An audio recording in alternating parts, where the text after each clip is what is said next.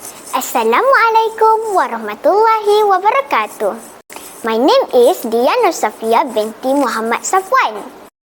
I'm from Sekolah Kebangsaan Desa Jaya and the code is CBA 9153. I hope you guys have a great day so far. Today, I'm going to tell about Little Red Riding Hood. This book is written by Shilpi and Depti.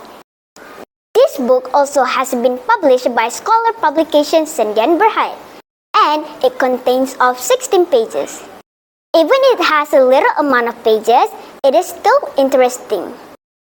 Now, let's not wasting any more time and jump right into it. Before I forgot, this book I borrowed from my school library. This book is one of the most universally known fairy tales. If you were to ask 100 people to name a fairy tale, Little Red Riding Hood will be one of the most popular answer. I love this book so much. That's the reason why I chose this book. This book is about a young girl who lives with her mother is given Little Red Riding Hood to wear.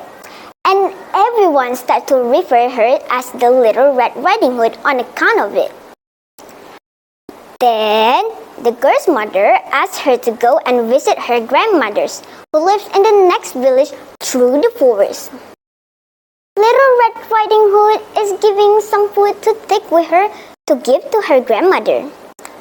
She sets off and on the way while traveling through the woods, she met a talking wolf who asks her where she's going. Little Red Riding Hood tells him that she's going to visit her grandmother, and the wolf asks where her grandmother lives. She tells everything about her grandmother.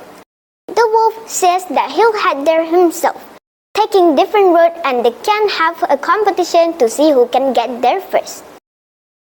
While Little Red Riding Hood takes her time walking to her grandmother's house, picking nuts and flowers in the forest, the wolf legs it as fast as he can. When he gets there, he knocks at the door and pretends it's the woman's granddaughter bearing food for her. The grandmother, who is bent and well, tells the wolf, believing him to be Little Red Riding Hood, to pull the latch and come in. The grandmother devouring her. Then he gets into bed and pretends to be the woman. He's just so rudely gobbled up. When Little Red Riding Hood actually hobbles into view and knocks the door, the wolf pretends to be her grandmother, whose voice sounds hoarse because she has a sore throat.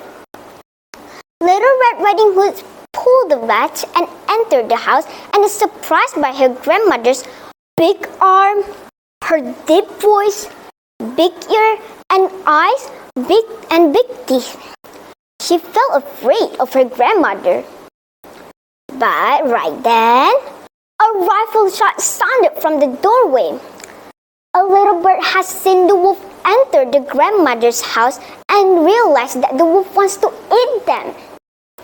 Little Red Riding Hood called the hunter to save them. The hunter tried to shoot the wolf, but the bullet missed the wolf by inches. Finally, they are saved by the hunter. They thank the hunter to help them. This is the end of the story. From this book, I learned that we should not tell any stranger about where we stay.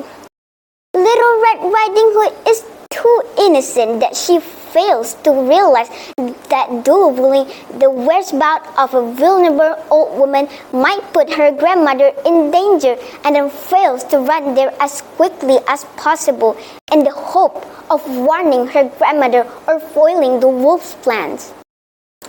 In my opinion, as a mother, she should not give him permission for Little Red Riding Hood to go alone in the forest. She's just a little girl and needs to be accompanied by the old. So pity. I hope all the moms out there accompany your kids anywhere she or he go. Strangers are watching for your cute little kids. I think that's all from me, and I hope you enjoyed the story. Wassalamualaikum warahmatullahi wabarakatuh.